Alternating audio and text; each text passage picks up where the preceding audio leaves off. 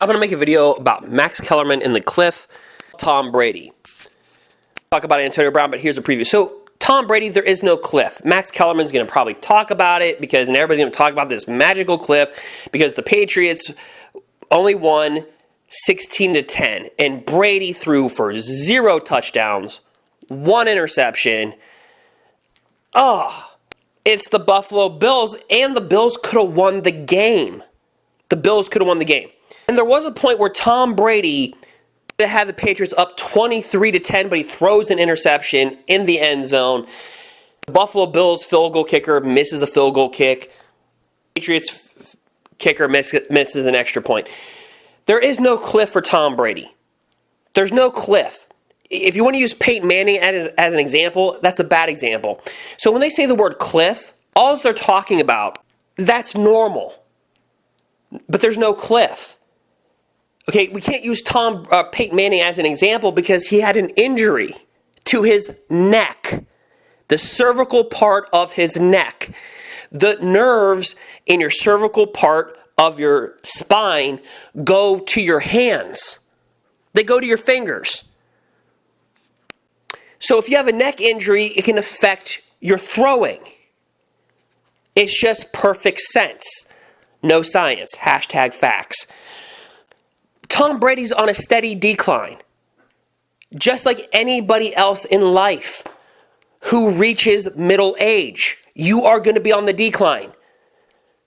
If you're 35 years old right now, in 10 years, are you going to be able to bench press, read as fast, react as fast, stay up as late as you do?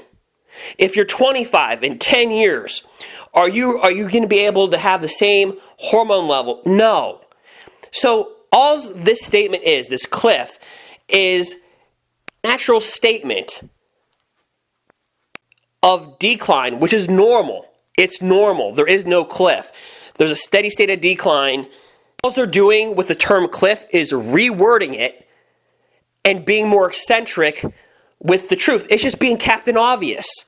Yes, people decline with age. There is no cliff. It's not like, somebody's 40, and when they hit 41, oh my gosh, they lose 40% of their productivity. There is no cliff. A slow, steady decline. And that's what you're seeing in Tom Brady. So as I make this video, just listen and watch. So when it comes to Antonio Brown, here's what I think.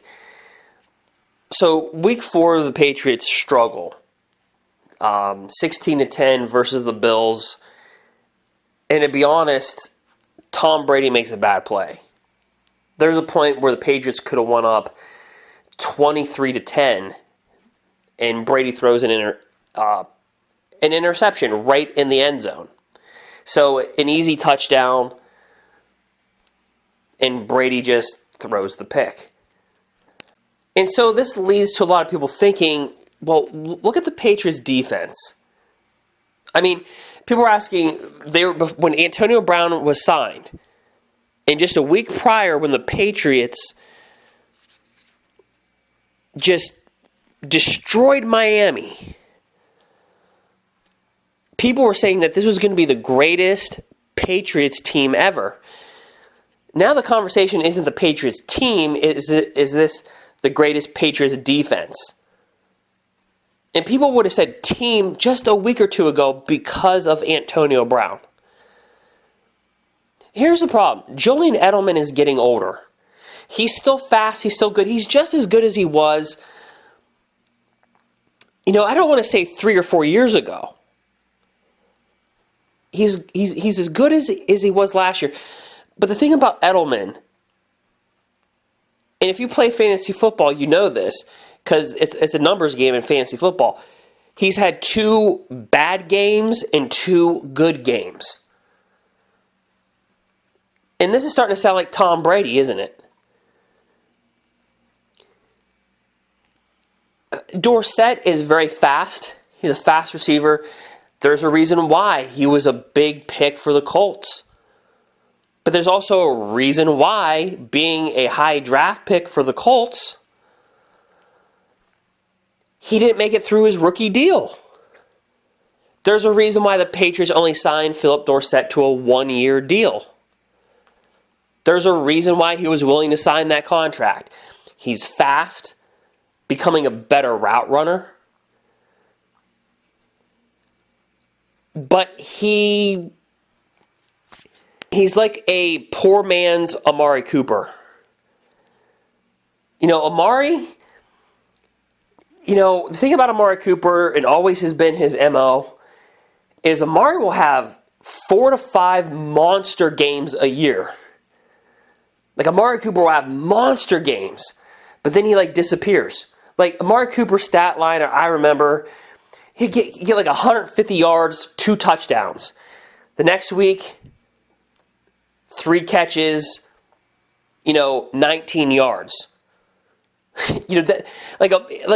Philip Dorsett has Amari Cooper.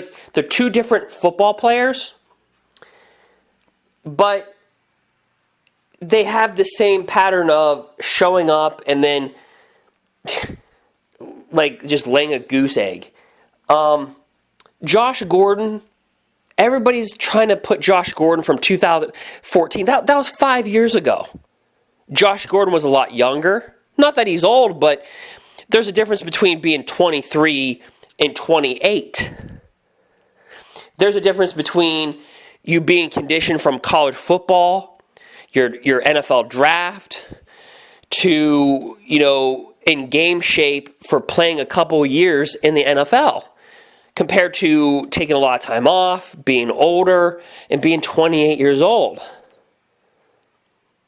So Josh Gordon is not the Josh Gordon of 2014.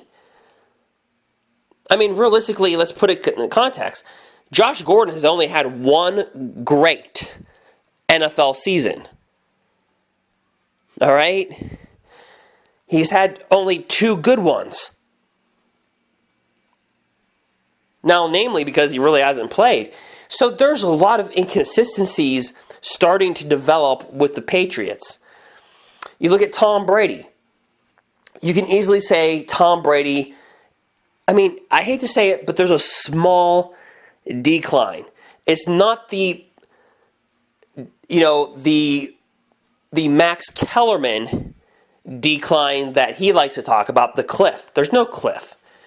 And all Max Kellerman is doing is pointing out the obvious. Just rewording it for you. That's all he's doing. Talking about, Tom Brady cliff. Look, Peyton Manning, there was a cliff, but Peyton Manning also had a major injury. Peyton Manning didn't really hit the gym. I mean, you look at Peyton Manning, he was a little out of shape when he played his few last seasons. It's not like, it doesn't look like Peyton Manning was in the weight room or really restricting his diet. It just looked like he was just your average, I'm going to eat kind of healthy, but I'm going to indulge in this, indulge in that, and that's fine. But Tom Brady's different. Tom Brady, takes, I'd probably say, better care of his physical body than Peyton Manning. And you're seeing a normal decline of an athlete with the NFL rules, just like you're seeing it with Drew Brees. Drew Brees, there's a decline. It's not a cliff. It's just aging. Your body's nervous system doesn't react as fast as it did, 5 or 10 years ago. Just look at your own life. Think about your own life right now. Where were you 5 to 10 years ago? How is your hormones, your nervous system, your reaction to certain things, your eyesight? Your ability to stay up later, your ability to run off no sleep. Do you see what I'm saying? So all Max Kellerman is doing is grabbing the obvious and just exaggerating it. That's all he's doing. There is no cliff. There's a steady decline, and that's just normal. That is just normal. Cliffs happen when there's injuries. Like Des Bryant. There's a cliff. He got injured. Peyton Manning, there's a cliff. Got injured. I mean, you look at Brett Favre towards the end of his career, he was still throwing lasers. In fact, I mean, he was leading teams to NFC conference titles. But there was a small decline. Brady is a small decline. I watched Brady make a throw, and I'm like, wow. That looks like Aaron Rodgers or Patrick Mahomes. I mean, he whipped the ball. Whew. And I'm like, wow. It was about a 12 to 15-yard pass. He's got a strong arm. Brady still has a strong arm. But his down-the-field throws, there's two reasons why they're on a decline. His down-the-field throws, first off, he's a better down-the-field passer than Dak Prescott. Now, most people in the NFL are, but let's just still give Tom Brady some respect. He's still better than a mid-20s Dak Prescott, who's supposedly a franchise quarterback for the Cowboys. He's better at down-the-field throwing. In fact, he's better throwing the football between 10 and 15 yards than Dak Prescott. Now, I know Dak has invented the art of dink and dunk. You know, he's a dink and dunk Dak master. That's what I would nickname him as. But when you look at Tom Brady, by all measurables through throwing the football, he's still better than Dak Prescott in every facet of throwing a football. And let's not talk about the mentality. You know, what Tom Brady's learned in the audibles that Dak just quite hasn't, you know, because he's still in his rookie deal. He's in his fourth year. So that's pretty good when you can say somebody's 42 and he's got a better arm than the starting quarterback of the Dallas Cowboys, who's in his mid-20s. So right there, Tom Brady, we're not giving him enough respect. But here's the thing. We also have to be a little critical and realistic because we're dealing with facts. Brady, he's got about 4 bad games a year. You look at last season, there's about 4 games where he was bad. He was just not, I'm not talking about Tom Brady standards. I'm talking about regular standards. He has about 4 games where he just does not look good. Versus the Bills is one of them. We just seen it in week 4. He just doesn't look as good. But that's normal. Everybody, see, the reason why everybody's like, oh, well, Tom Brady's going to have this clip, is because he's declining. But it's not a rapid decline. It's a normal decline.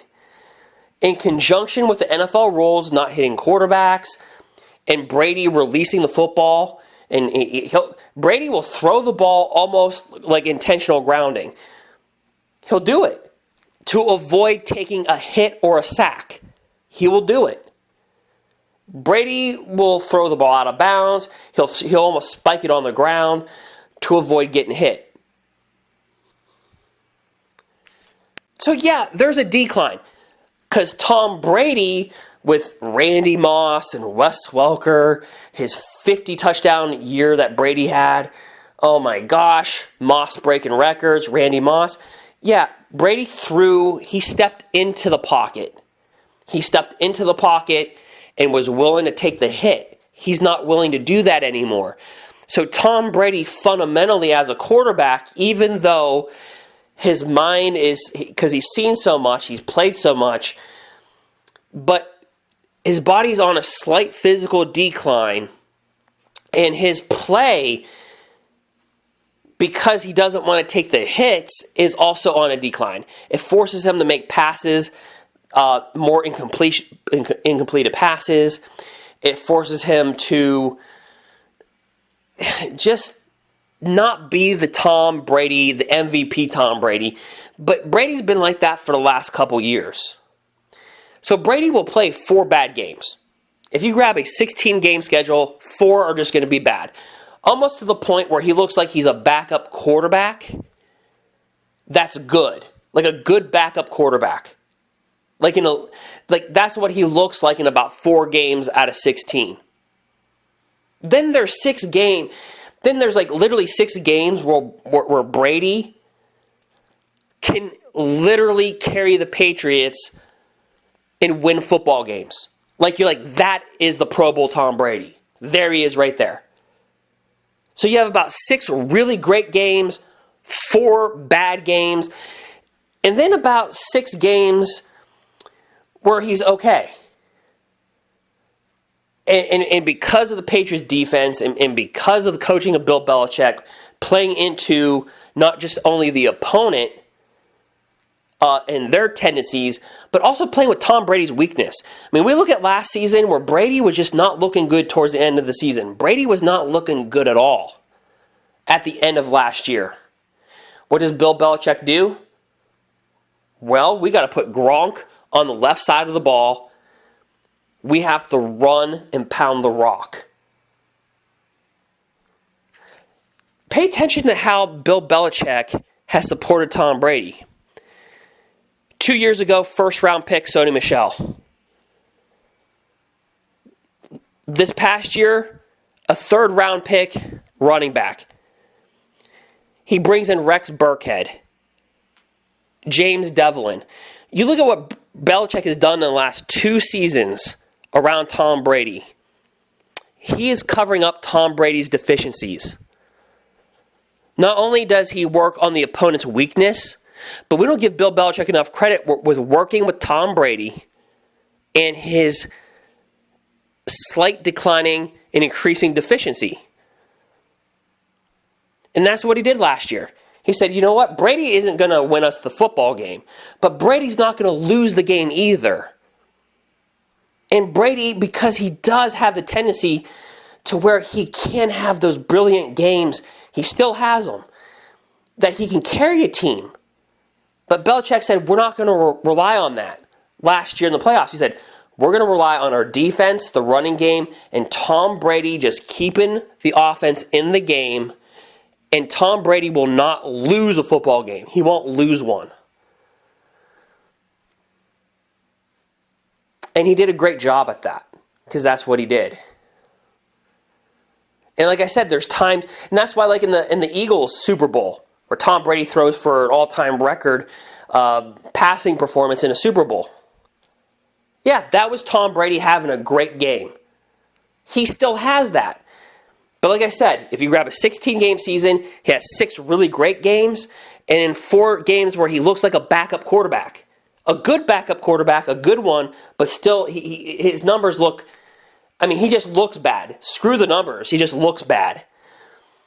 Then he has 6 games where he's okay. And that's where Tom Brady is at in his NFL career. That is where he's at, and that has far surpassed what quarterbacks are doing when they're 35 or 36, unless your name is Aaron Rodgers or Kurt Warner. But that's it. He's doing things that people haven't done beyond the age of 35, 36. Drew Brees is another example, but Drew Brees is on a steady decline as well. And this is normal. There's no cliff. It's just a steady decline. But Brady's decline, I mean, how many football teams, how many quarterbacks can you say, besides Aaron Rodgers, Patrick Mahomes, and Russell Wilson, how many quarterbacks can you say they're going to have 6 stellar games where they can carry their team to victory? They're going to have 6 games where they're okay and 4 duds. Now, you might be thinking, well, no, Cam Newton has a lot more duds than Tom Brady. You might be thinking about, you're like, well, you know, Dak has a lot more duds than Tom Brady. You think, okay, well, Matt Ryan? No, Matt Ryan has a lot more. Matt Ryan will lay you, 6 or 7 duds every year. Okay, I mean, like, so you start thinking about the quarterbacks in the NFL, and you're like, okay, Matthew Stafford, no. You start to think, okay, nobody in the AFC East, no. How about the AFC North? Baker Mayfield leaves a lot of duds. I know it's a small sample size, but Baker so far in his career, he's like 50-50. He looks great one game. The next game, he'll throw 2 picks, 1 touchdown. So you start to look at, you're like, Andy Dalton? No, Andy Dalton leaves more duds than 4. And you start to look and you say, you know what? Tom Brady, 12 out of 14 games, can still play at a high level. 12 out of 16, I mean. He's going to leave you 4 duds. Now, that's not the Tom Brady that we know. Tom Brady was a model of consistency, right? But he has duds. And that's because of age and his adjustment to not taking a hit. And there's no cliff. There's no cliff. So all Max Kellerman is doing is telling you the obvious. Yes, everybody's going to decline. You in your own life listening to this video, I don't care if you are, whatever you're doing in life, if you're a bodybuilder, if you're in a bodybuilding, if you are going to decline in whatever you're doing, you're going to decline. It doesn't matter. It's just a part of it. The nervous system gets a little different. The hormones in the body get different. So with Bill Belichick and Tom Brady can still manage a football game. And look, even when Tom Brady lays a dud, he can still mitigate his mistakes by managing the game pretty well. Look at the Bills and Patriots in week 4. Tom Brady, he laid a dud. No touchdowns, threw a pick. Threw the ball away a few times, almost got like an intentional grounding kind of call because he was too scared to get hit. Okay, so that's not Tom Brady what he was with Randy Moss and Welker. Brady was willing to take the hit, step into a throw. Brady's stat lines weren't that weak. He was MVP Tom Brady. Okay, he's not that anymore. That's not what he is. But Tom Brady can still manage the heck out of a football game when he's having a bad game. It's not like he throws 1 pick and goes, oh man, now I got to go out there and throw for, another 150 yards and a touchdown to make up for that interception. No, he doesn't do that. And he has the luxury of not doing that because of the defense of the Patriots. Let's also not forget about that. If the Bills had a high-scoring offense, if they did, the Patriots would have looked horrible if they would have had a high-scoring offense. But that's the credit to the lack of the Bills' offense and the credit to the Patriots' defense also. So here's the thing. Do I believe with Antonio Brown, I'm kind of intertwining Tom Brady and Antonio Brown in the same subject, but you almost have to. Because you look at the Patriots and go, wow, that does not look like the offense that, even that the Bills' defense is playing good, you're like, that still doesn't look. And I believe that's the reason why Bill Belichick was willing to give a first-round pick to the Pittsburgh Steelers to grab Antonio Brown because he knew, just like Bill Belichick always knows ahead, Tom Brady, he's Tom Brady, but he's not Tom Brady. You know what I mean? We need to actually start to surround him with talent. So they couldn't trade the first-round pick to get Antonio Brown. Of course, we all know the Steelers would give up Brown for a 3rd and 5th. Now they probably wish they would have taken that first-round pick. Because the Steelers are completely out of the playoff picture, and they could have used that first-round pick for the Patriots. But what does Bill Belichick do? Draft N'Keal Harry in the first round. So Bill Belichick was going to use that first-round pick come heck or high water on a wide receiver. It did not matter. What's that tell you about Tom Brady's play? He's willing to take a chance on a Josh Gordon. Why? Because he knows he has to surround Tom Brady with more talent as he's slowly declining. That's the reason why. There's no cliff. There is no cliff. It's a slow, natural decline. There is no cliff. Anybody that says a cliff, they're just pointing out the obvious, which everybody's going to decline with that age. But they're just pointing out the obvious and exaggerating the obvious and just rewording it and just using the word cliff. That's it.